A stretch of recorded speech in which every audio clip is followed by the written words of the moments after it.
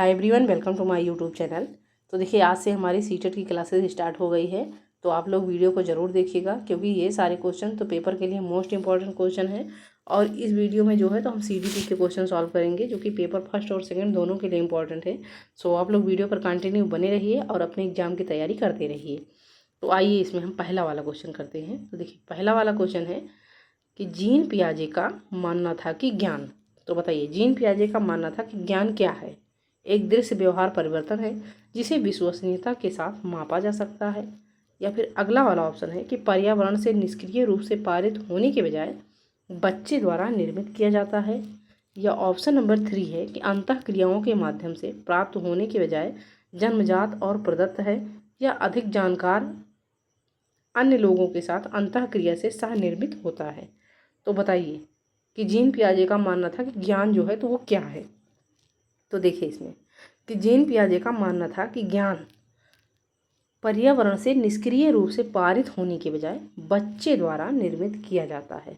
यहाँ पे जो है बच्चे को लाया गया है और बच्चे के साथ जो है इसमें जो है पॉजिटिविटी दी गई है। तो इसका करेक्ट आंसर हो जाएगा ऑप्शन नंबर 2।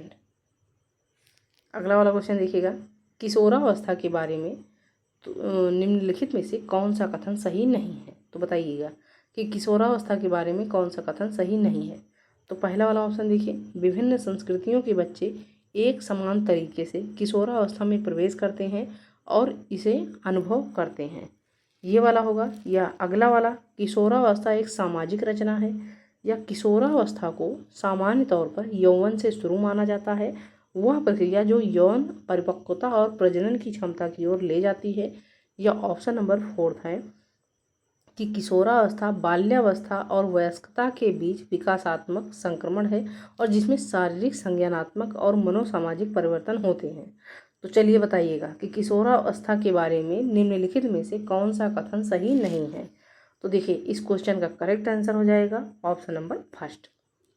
ये वाला कथन जो है सही नहीं है कि विभिन्न संस्कृतियों के बच्चे एक समान तरीके से किशोरावस्था में प्रवेश करते हैं और इसे अनुभव करते हैं। तो ये कथन जो है सही नहीं है। तो करेक्ट आंसर इसका हो जाएगा ऑप्शन नंबर 1। अब आइए देखिएगा अगला वाला क्वेश्चन। तो अगला वाला क्वेश्चन है कि निम्न में से कौन सा एक निपुणता लक्ष्य अभिविन्यास का वर्णन करता है। तो बताइएगा कि कौन सा जो है एक निपुणता लक्ष्य अभिविन्यास का वर्णन करता है। तो देखिए, पहला वाला ऑप्शन है कि अपमान के डर से असफलता या सजा से बचने पर ध्यान केंद्रित करना। या दूसरों के साथ प्रतिस्पर्धा करने के लिए एक निश्चित स्तर के प्रदर्शन को प्राप्त करने पर ध्यान देना। या फिर अगला वाला ऑप्शन देखिए कि किसी कार्य के कौशल और समझ को बेहतर बनाने पर ध्यान केंद्रित करना। या बाहरी पुरस्कार प्राप्त करने के लिए उच्च ग्रेड प्राप्त करने पर ध्यान देना। तो देखिए कि क्वेश्चन में कहा गया है कि निम्न में से कौन सा निपुणता लक्ष्य अभिविन्यास का वर्णन करता है। तो यहाँ पे आपसे पॉजिटिव पूछा गया है, पॉजिटिव जो है क्वेश्चन है। तो पॉजिटिव क्वेश्चन के लिए आपको पॉजिटिव ऑप्शन भी ढूंढना पड़ेगा। तो देखिए, पॉजिटिव ऑप्शन कौन सा है। तो ऑप्शन नंबर 3 है कि किसी कार्य के कौशल और समझ को बेहतर बनाने पर ध्यान केंद्रित करना। सो करेक्ट आंसर इसका आप हो जाएगा आपका ऑप्शन नंबर 3। अगला वाला क्वेश्चन देखिएगा। तो अगला वाला क्वेश्चन ये है कि निम्नलिखित में से कौन प्रगतिशील शिक्षा में शिक्षक की भूमिका का अच्छा वर्णन करता है। तो बताइएगा कि कौन जो है एक प्रगतिशील शिक्षा में शिक्षक की भूमिका का सबसे अच्छा वर्णन करता है। तो चलिए, पहला वाला ऑप्शन देखिएगा कि शिक्षक बच्चों को स्वतंत्र रूप से सीखने देता है और उनके अधिगम में हस्तक्षेप नहीं करता। यह ऑप्शन नंबर 2 है कि शिक्षक कक्षा में ज्ञान और प्राधिकरण का प्राथमिक स्रोत है। या नेक्स्ट वाला ऑप्शन देखिए कि शिक्षक बच्चों को प्रयोग करने के लिए विविध सामग्रियां प्रदान करते हैं और आवश्यकता पड़ने पर पाठ भी प्रदान करते हैं। या शिक्षक पाठचर्या मानकों का कड़ाई से पालन सुनिश्चित करने के लिए जिम्मेदार हैं। तो देखिएगा कि निम्नलिखित में से कौन प्रगतिशील शिक्षा में शिक्षक की भूमिका का सबसे अच्छा वर्णन करता है। तो सबसे अच्छा वर्णन आपका ऑप्शन नंबर 3 होगा कि आवश्यकता पड़ने पर पाठ भी प्रदान करते हैं। शिक्षक जो होते हैं तो शिक्षक बच्चों को प्रयोग करने के लिए विविध सामग्रियां प्रदान करते हैं और आवश्यकता पड़ने पर पाठ भी प्रदान करते हैं। तो करेक्ट आंसर इसका हो जाएगा आपका ऑप्शन नंबर 3। आइए देखिए अगला वाला क्वेश्चन। तो अगला वाला क्वेश्चन है कि जीन पियाजे के अनुसार चिन्हों के लिए चिन्हों का प्रयोग करने की क्षमता, जैसे कि अक्षर x को अज्ञात अंक के लिए मानने की क्षमता डाट डाट के दौरान विकसित होती है और विद्यार्थियों को डाट डाट सीखने में सक्षम बनाती है। तो देखिए यक्स जो है तो एक अज्ञात अंक है और ये मानने की क्षमता जो है तो इसके दौरान क्या विकसित होती है और विद्यार्थियों को क्या सीखने में सक्षम बनाती है, आपको यही बताना है। तो पहला वाला ऑप्शन है कि औपचारिक संक्रियात्मक अवस्था संरक्षण और क्रमबद्धता, या मूर्त संक्रियात्मक अवस्था बीजगणित और गणना, या मूर्त संक्रियात्मक अवस्था संरक्षण और क्रमबद्धता, या औपचारिक संक्रियात्मक अवस्था बीजगणित और गणना। तो देखिएगा कि जीन पियाजे के अनुसार चिन्हों के लिए चिन्हों का प्रयोग करने की क्षमता, जैसे कि अक्षर यक्स को अज्ञात अंक के लिए मानने की क्षमता, तो यहाँ पे हो जाएगा बीजगणित के दौरान विकसित होती है और विद्यार्थियों को गणना सीखने में सक्षम बनाती है। तो आपका जो है करेक्ट आंसर हो जाएगा ऑप्शन नंबर 4।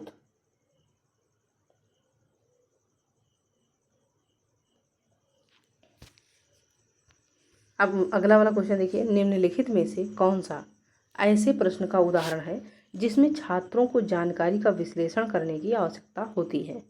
तो आइए देखिए, पहला वाला ऑप्शन है टू किल ए मॉकिंग बर्ड का नायक कौन है, या फिर अगला वाला ऑप्शन देखिएगा ऑप्शन नंबर 2 कि टू किल ए मॉकिंग बर्ड उपन्यास का कथानक क्या है, या ऑप्शन नंबर 3 है कि टू किल ए मॉकिंग बर्ड उपन्यास का विषय क्या है, या ऑप्शन नंबर 4 है कि टू किल ए मॉकिंग बर्ड में लेखक प्रतीकवाद का उपयोग कैसे करता है।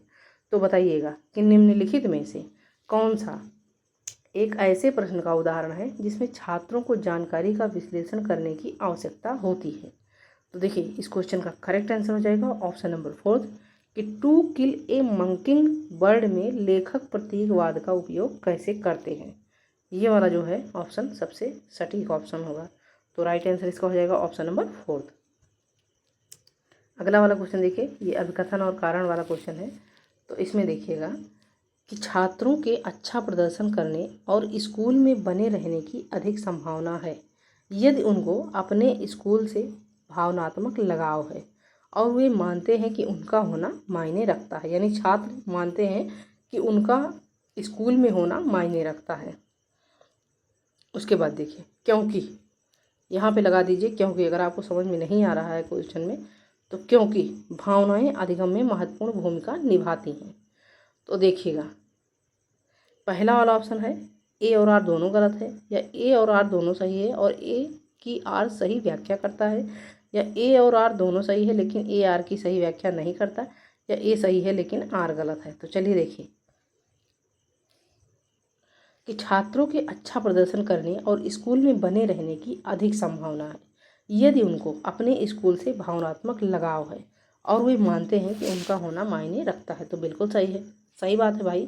यदि छात्र मानते हैं कि उनका स्कूल में होना मायने रखता है तभी जो है उनको स्कूल से लगाव होगा और वहाँ पे जो है अपना अच्छा प्रदर्शन करेंगे स्कूल में।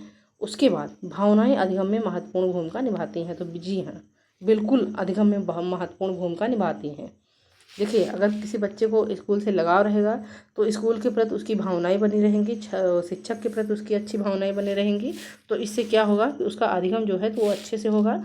तो बिल्कुल भावनाएं अधिगम में महत्वपूर्ण भूमिका निभाती हैं। तो देखिए इस क्वेश्चन का जो है करेक्ट आंसर हो जाएगा ऑप्शन नंबर बी कि ए और आर दोनों सही है और ए की आर सही व्याख्या करता है। अब देखिएगा अगला वाला क्वेश्चन ये है कि पाठ्य पुस्तकों और मीडिया में विभिन्न लिंगों का प्रतिनिधित्व कितना और किस तरीके से किया जाता है, जैसे महत्वपूर्ण प्रश्न पूछने से किसको प्रोत्साहन मिलेगा। तो बताइएगा कि इस तरह के प्रश्न पूछने से कि पाठ्य पुस्तकों और मीडिया में विभिन्न लिंगों का प्रतिनिधित्व कितना और किस तरीके से किया जाता है। अब इस तरह के महत्वपूर्ण प्रश्न पूछने से किसको सबसे ज़्यादा प्रोत्साहन मिलेगा कि लिंग भूमिका को नम्यता के हतोत्साहित करने को, यानी इसे जो है सबसे अधिक प्रोत्साहन मिलेगा, या अगला वाला है कि लिंग रूढ़िवादिता पर प्रश्न उठाने पर, या लिंग स्थिरता को मजबूत करने पर, या लिंग पहचान को मजबूत करने पर। तो देखिए कि पाठ्य पुस्तकों में मीडिया में विभिन्न लिंगों का प्रतिनिधित्व कितना और किस तरीके से किया जाता है, जैसे महत्वपूर्ण प्रश्न से किसको प्रोत्साहन मिलेगा तो सबसे अधिक प्रोत्साहन मिलेगा ऋण रूढ़िवादिता पर प्रश्न उठाने पर। करेक्ट आंसर इसका हो जाएगा ऑप्शन नंबर बी। अब आइए देखिए अगला वाला क्वेश्चन। तो अगला वाला क्वेश्चन देखिएगा,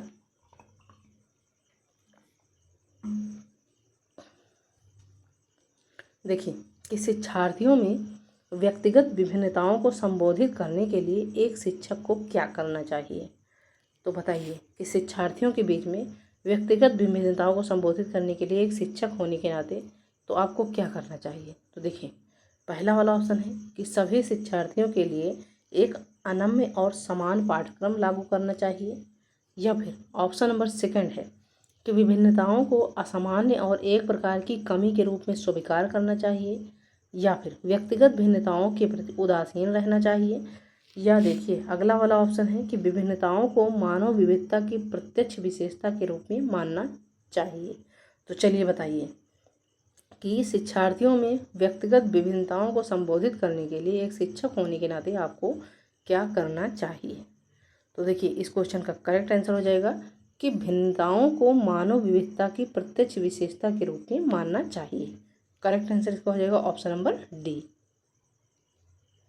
आइए अगला वाला क्वेश्चन देखिए, एक प्रगतिशील कक्षा में आकलन। तो आकलन क्या है। एक प्रगतिशील कक्षा है और उसमें आकलन जो है तो मानक संदर्भित होता है, या फिर गतिशील होता है, या उद्देश्यपूर्ण होता है, या योगात्मक होता है। तो देखिए कि एक प्रगतिशील कक्षा में आकलन जो होता है तो ये गतिशील होता है। करेक्ट आंसर इसका हो जाएगा ऑप्शन नंबर बी। अब आइए देखिए अगला वाला क्वेश्चन, आलोक निम्नलिखित व्यवहार दिखाता है। पढ़ते समय सिर को अजीब स्थिति में पकड़ना, आँख को बार बार मूंदना और रगड़ना, आँखों की लाली, सूजन, अक्षर पहचान में भ्रमित होना। तो यह किसके संभावित लक्षण होते हैं। तो जाहिर सी बात है कि ये आँख से ही संबंधित होंगे। तो आइए देखिए इसमें संचार संबंधी विकार है, या फिर दृश्य संबंधी समस्याएं हैं, या भाषा समझने की समस्याएं हैं, या स्वलीनता वर्णक्रम विकार है। तो देखिए कि यहाँ पे आलोक को जो है हर चीज़, हर एक समस्या आँख से हो रही है। जैसे कि पढ़ते समय सिर को अजीब स्थिति में पकड़ना, आँख को बार बार मूंदना और रगड़ना, आँखों की लाली, सूजन, अक्षर पहचानने में भ्रमित होना।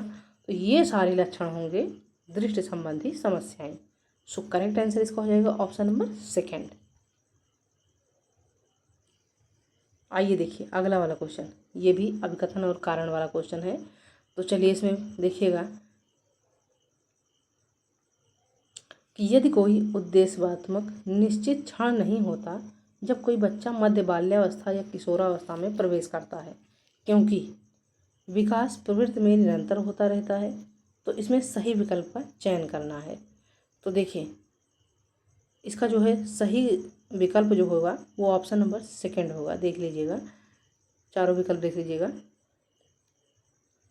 तो सबसे सही विकल्प जो होगा इसका ऑप्शन नंबर सेकंड होगा कि ए और आर दोनों सत्य है और आर ए का सही स्पष्टीकरण है। देखिएगा यहाँ पे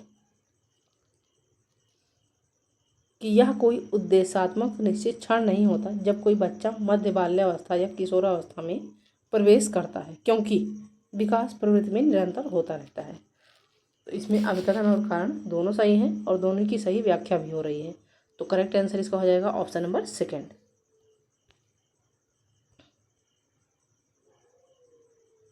आइए देखिए अगला वाला क्वेश्चन। तो अगला वाला क्वेश्चन ये है कि शिक्षकों को निरंतर अपने स्वयं के रूढ़िवादिता और पूर्वाग्रहों पर चिंतन करना चाहिए, क्योंकि सांस्कृतिक रूप से उत्तरदायी शिक्षण का अर्थ है कि शिक्षक चिंतनशील हो। अब इसमें सही विकल्प आपको चुनना है। तो देखिए इसमें जो है इसका भी करेक्ट आंसर यही होगा कि ए और आर दोनों सत्य है और आर ए का सही स्पष्टीकरण है। यानी कि इसका जो है करेक्ट आंसर हो जाएगा ऑप्शन नंबर सेकंड। देखिए यहाँ पे कि शिक्षकों को निरंतर अपने स्वयं के रूढ़िवादिता और पूर्वाग्रहों पर चिंतन करना चाहिए। बिल्कुल चिंतन करना चाहिए, क्योंकि सांस्कृतिक रूप से उत्तरदायी शिक्षण का अर्थ है कि शिक्षक चिंतनशील हो। तो सही बात है। तो इसका जो है करेक्ट आंसर हो जाएगा ऑप्शन नंबर बी कि ए और आर दोनों सत्य है और आर ए का सही स्पष्टीकरण है। अब देखिएगा अगला वाला क्वेश्चन, वाइगोत्स्की के अनुसार संज्ञानात्मक विकास को सुगम बनाने में शिक्षक की क्या भूमिका है। तो बताइए, लेओ वाइगोत्स्की के अनुसार संज्ञानात्मक विकास को सुगम बनाने के लिए एक शिक्षक की क्या भूमिका होगी। तो पहला वाला ऑप्शन है केवल, केवल जहाँ हुआ तहाँ ये वर्ड निगेटिव हो जाएगा, ये तो होगा नहीं। केवल वही कार्य देना जो विद्यार्थी वर्तमान में स्वतंत्र रूप से कर सके, तो ये तो होना नहीं है, क्योंकि यहाँ पे सबसे पहले केवल वर्ड आ गया। उसके बाद छात्र को जानकारी और ज्ञान प्रदान करना, ये होगा। या ऑप्शन नंबर 3 है कि मचान के माध्यम से छात्र की शिक्षा का मार्गदर्शन और समर्थन करना, या छात्र को पूरी तरह से स्वतंत्र रूप से सीखने की अनुमति देना। तो देखिए यहाँ पे इस क्वेश्चन का करेक्ट आंसर हो जाएगा ऑप्शन नंबर 3 कि वाइगोत्स्की के अनुसार संज्ञानात्मक विकास को सुगम बनाने में शिक्षक की क्या भूमिका है। तो शिक्षक की यही भूमिका है कि वो मचान के माध्यम से छात्र की शिक्षा का मार्गदर्शन और समर्थन करना। तो सो राइट आंसर इसका हो जाएगा ऑप्शन नंबर 3। अब देखिएगा अगला वाला क्वेश्चन, एक माध्यमिक स्कूल शिक्षक छात्रों को संकल्पनाओं और वास्तविक दुनिया के अनुप्रयोगों के बीच संबंध बनाने में मदद करके सार्थक अधिगम को सक्षम बनाना चाहता है। तो निम्नलिखित में से कौन सी गतिविधि एक उपयुक्त शैक्षणिक रणनीति होगी। अब बताइए इसमें जो है सबसे उपयुक्त गतिविधि कौन सी होगी। तो चलिए देखिएगा, पहला वाला ऑप्शन देखिए। तो पहला वाला ऑप्शन ये है कि छात्रों को छोटे समूहों में वर्तमान मुद्दों पर शोध करने देना और अपने निष्कर्ष कक्षा में प्रस्तुत करने देना। या ऑप्शन नंबर 2 है कि छात्रों को नियम और परिभाषाएं याद करने देना। तो याद तो करना ही नहीं है नियम और परिभाषा, ये निगेटिव हो गया। उसके बाद छात्रों को बहुविकल्पीय प्रश्नों के साथ वर्कशीट पूरी करने के लिए देना, तो ये भी नहीं करवाना है, वर्कशीट पूरी नहीं करवाना है। उसके बाद देखिए ऑप्शन नंबर 4 देखिए कि छात्रों को उद्दीपक अनुक्रिया अनुबंध की विधि द्वारा सीखने को कहना। तो ये भी नहीं होगा क्योंकि आदेश यहाँ पे नहीं देना है। तो देखिए करेक्ट आंसर इसका हो जाएगा कि छात्रों को छोटे समूहों में वर्तमान मुद्दों पर शोध करने देने और अपने निष्कर्ष कक्षा में प्रस्तुत करने देना। ये हो गया। एक माध्यमिक स्कूल जो है तो शिक्षक छात्रों की संकल्पनाओं और वास्तविक दुनिया के अनुप्रयोगों के बीच संबंध बनाने में मदद करके सार्थक अधिगम को सक्षम बनाना चाहता है। तो इसमें जो सबसे उपयुक्त विकल्प होगा वही होगा ऑप्शन नंबर 1।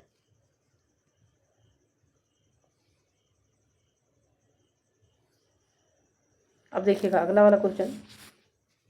देखिए अगला वाला क्वेश्चन ये है, लेओ वाइगोत्स्की के अनुसार बच्चे डांट के साथ अंतःक्रिया के अनुभव से लाभान्वित होते हैं और उन कार्यों को कर पाते हैं जो उनके समीप दुराभिमुख विकास के क्षेत्र के डांट हैं। तो बताइएगा कि लेओ वाइगोत्स्की के अनुसार जो होते हैं कि लेओ वाइगोत्स्की के अनुसार बच्चे डांट के साथ अंतःक्रिया के अनुभव से लाभान्वित होते हैं और उनके कार्यों को कर पाते हैं जो उनके समीप दुराभिमुख विकास के क्षेत्र डांट हैं। तो क्या है देखिए कि भौतिक वातावरण बस बाहर, या अधिक जानकार अन्य अंदर, या अधिक जानकार अन्य बस बाहर, या भौतिक वातावरण अंदर। तो देखिए कि लेओ वाइगोत्स्की के अनुसार बच्चे अधिक जानकार, यहाँ पे क्या होगा अधिक जानकार के साथ अंतःक्रिया के अनुभव से लाभान्वित होते हैं और उन कार्यों को कर पाते हैं जो उनके समीप दुराभिमुख विकास के क्षेत्र के अंदर आते हैं। यहाँ पे हो जाएगा अंदर। तो करेक्ट आंसर इसका हो जाएगा ऑप्शन नंबर 2।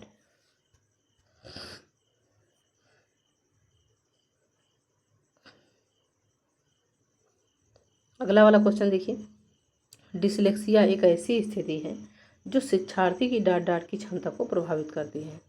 तो क्या है डिसलेक्सिया। देखिए पहला है संवेदी शारीरिक गतिविधियों के समन्वय है, या संवेगात्मक चित्र बनाने हैं, या तंत्रिका संबंधी ध्वनियों को प्रतीकों से जोड़ने हैं, या शारीरिक साथियों के साथ सामाजिकरण। तो बताइए कि डिसलेक्सिया जो है तो डिसलेक्सिया एक ऐसी स्थिति है, कैसी स्थिति, तो यह है तंत्रिका संबंधी स्थिति। कि डिसलेक्सिया जो है तो यह एक तंत्रिका संबंधी स्थिति है जो शिक्षार्थी की कौन सी क्षमता, तो डांट क्षमता दिया गया है, तो डांट की जगह हो जाएगा ध्वनियों को प्रतीकों में जोड़ने की क्षमता को प्रभावित करती है। सो करेक्ट आंसर इसका हो जाएगा ऑप्शन नंबर 3। आइए देखिए अगला वाला क्वेश्चन, निम्नलिखित में से कौन सा सामाजिकरण की प्रक्रिया की विशेषताएं हैं। तो पहला वाला ऑप्शन है कि यह एक रेखीय प्रक्रिया है, बी है यह एक जटिल प्रक्रिया है, सी वाला ऑप्शन है कि यह एक बहुआयामी प्रक्रिया है, तथा डी है कि यह विभिन्न संस्कृतियों में विशिष्ट रूप से होती है। तो बताइएगा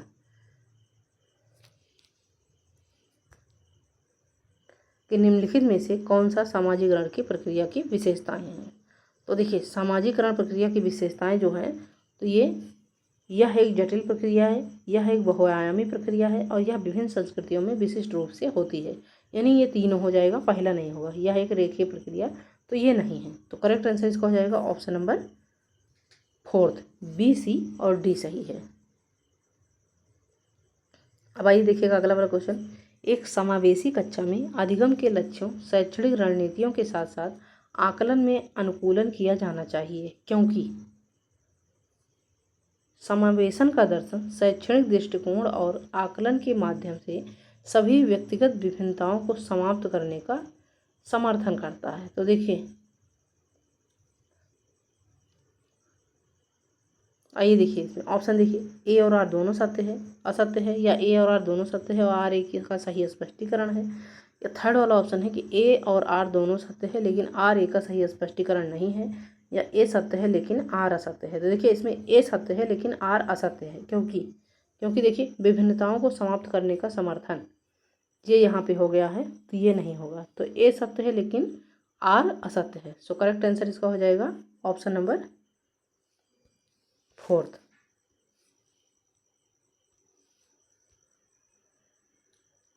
अब देखिए अगला वाला क्वेश्चन, निम्नलिखित में से कौन एक समावेशी कक्षा का उदाहरण नहीं है। तो बताइए कि समावेशी कक्षा का उदाहरण जो है तो कौन सा नहीं है। तो पहला वाला ऑप्शन है कि प्रतिस्पर्धी लोकाचार को प्रोत्साहित करना, या फिर ऑप्शन नंबर 2 है कि विविध दृष्टिकोणों का समावेश या उचित आवास का पालन करना, या फिर विभेदित निर्देश देना। तो देखिए कि समावेशी कक्षा का उदाहरण कौन सा नहीं है। तो इस क्वेश्चन का करेक्ट आंसर हो जाएगा प्रतिस्पर्धी लोकाचार को प्रोत्साहन करना। ये जो है समावेशी कक्षा का उदाहरण नहीं है। करेक्ट आंसर इसका हो जाएगा ऑप्शन नंबर 1। अब चलिए देखिए अगला वाला क्वेश्चन। एक बच्चा किसी कार्य को करने में जितना कम सक्षम होता है, शिक्षकों को उतने ही अधिक संकेत व इशारे देने चाहिए, और जैसे जैसे बच्चा अधिक से अधिक कर सकता है, शिक्षक को कम से कम मदद करनी चाहिए, क्योंकि बुद्धि को बुद्धि लब्धि की गणना करके सटीक रूप से नहीं मापा जा सकता। तो देखिए यहाँ पे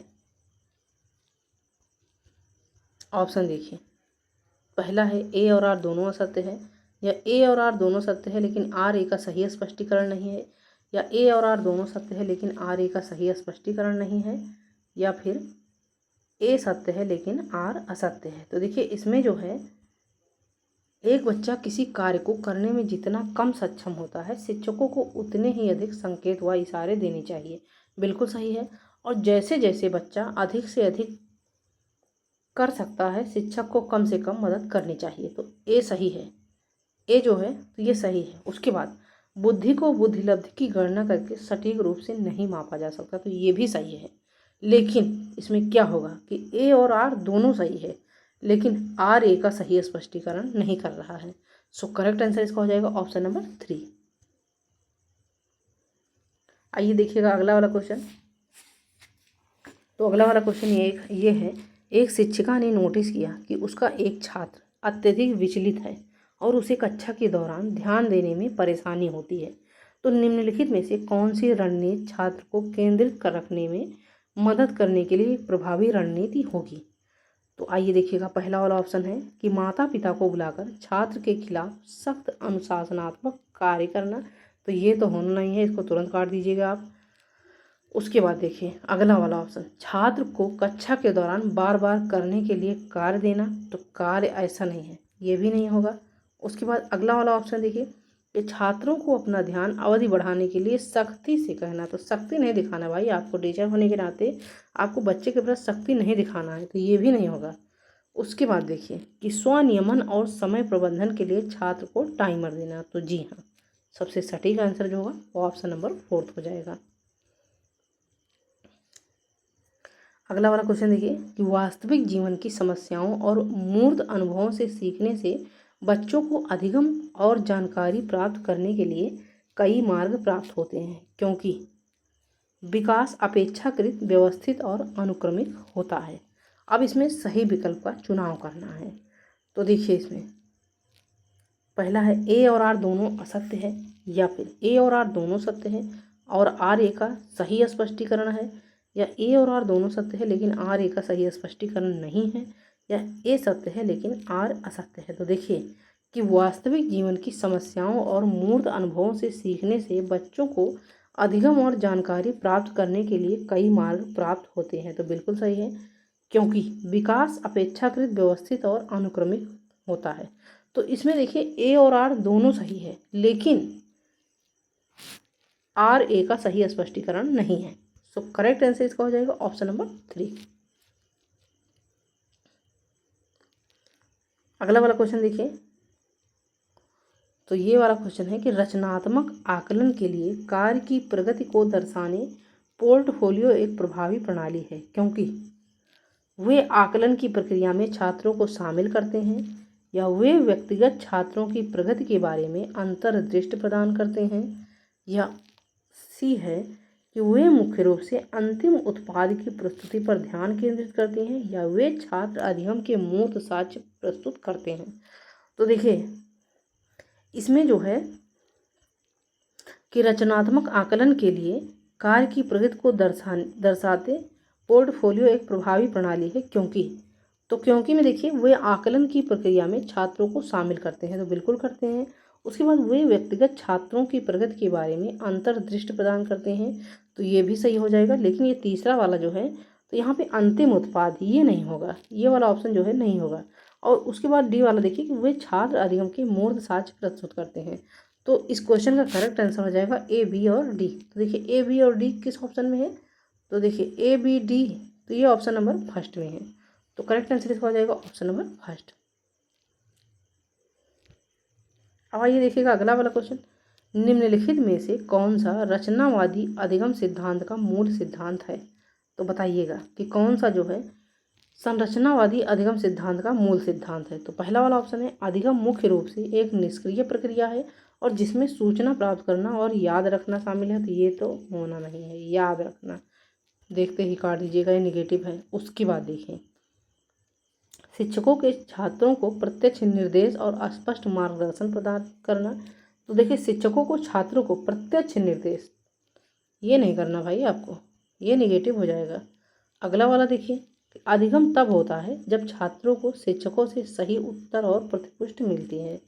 या फिर ऑप्शन नंबर 4 है कि छात्र अपने पर्यावरण के साथ सक्रिय संलग्नता के माध्यम से अपने ज्ञान का निर्माण करते हैं। तो बिल्कुल ये वाला सही का करेक्ट आंसर हो जाएगा, यानी करेक्ट आंसर इसका हो जाएगा ऑप्शन नंबर 4। आइए देखिएगा अगला वाला क्वेश्चन कि कोहल वर्ग के नैतिक विकास के सिद्धांत की कैरोल गिलिंगन की आलोचना का केंद्रीय तर्क क्या था। तो बताइएगा। तो पहला वाला ऑप्शन है स्कूल जाने वाले बच्चों के लिए अध्ययन के शैक्षिक निहितार्थ, या देखभाल की नैतिकता और नारीवाद परिप्रेक्ष्य, या ऑप्शन नंबर सी है कि बच्चों की नैतिक क्षमताओं का अधिक आकलन, या ऑप्शन नंबर डी है कि बच्चों के अधिगम में प्रायोगिक शोध प्रणाली का उपयोग। तो बताइएगा कि कोहल वर्ग के नैतिक विकास के सिद्धांत की कैरोल गिलिगन की आलोचना का केंद्रीय तर्क क्या है। तो देखिए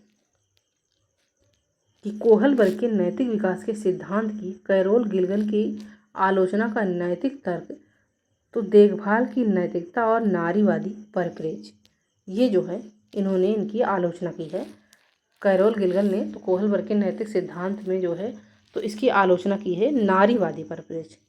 क्यों, क्या स्त्रियां ही जो है बच्चों की देखभाल करती हैं, पुरुष नहीं कर सकते, तो इसी की आलोचना इन्होंने किया है। सो करेक्ट आंसर इसका हो जाएगा ऑप्शन नंबर 2। अब देखिएगा अगला वाला क्वेश्चन।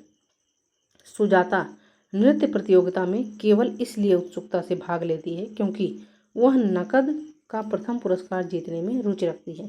अब सुजाता, तो सुजाता क्या है, असफलता परिहार से छाड़ती है, या फिर आंतरिक रूप से प्रेरित है, या बाह्य रूप से प्रेरित है या दक्षता उन्मुख शिक्षार्थी है। तो देखिए सुजाता नृत्य प्रतियोगिता में केवल इसलिए उत्सुकता से भाग लेती है क्योंकि वह नकद पुरस्कार जीतने की में रुचि रखती है, क्योंकि उसको जो है तो नकद इनाम जो है जीतना है, इसीलिए जो है वो भाग लेती है। तो देखिए सुजाता जो है तो वो बाह्य रूप से प्रेरित है। ऐसी स्थिति में तो सुजाता क्या है, बाह्य रूप से प्रेरित है। सो करेक्ट आंसर इसका हो जाएगा ऑप्शन नंबर सी। अब देखिएगा अगला वाला क्वेश्चन। तो अगला वाला क्वेश्चन ये है कि निम्नलिखित में से कौन सी प्रक्रिया वातावरण से प्राप्त जानकारी के अर्थ निर्माण और इसे स्मृति में आगे संग्रहित करने के लिए आवश्यक है। तो ऑप्शन नंबर फर्स्ट है पुनर्प्राप्ति, उसके बाद सेकंड वाला ऑप्शन है अवधान, थर्ड है क्षय, ऑप्शन नंबर फोर्थ है भूलना। तो देखिए कहा गया है क्वेश्चन में कि निम्नलिखित में से कौन सी प्रक्रिया वातावरण से प्राप्त जानकारी के अर्थ निर्माण और इसे स्मृति में आगे संग्रहित करने के लिए आवश्यक है। तो देखिए इस क्वेश्चन का करेक्ट आंसर हो जाएगा ऑप्शन नंबर सेकंड अवधान।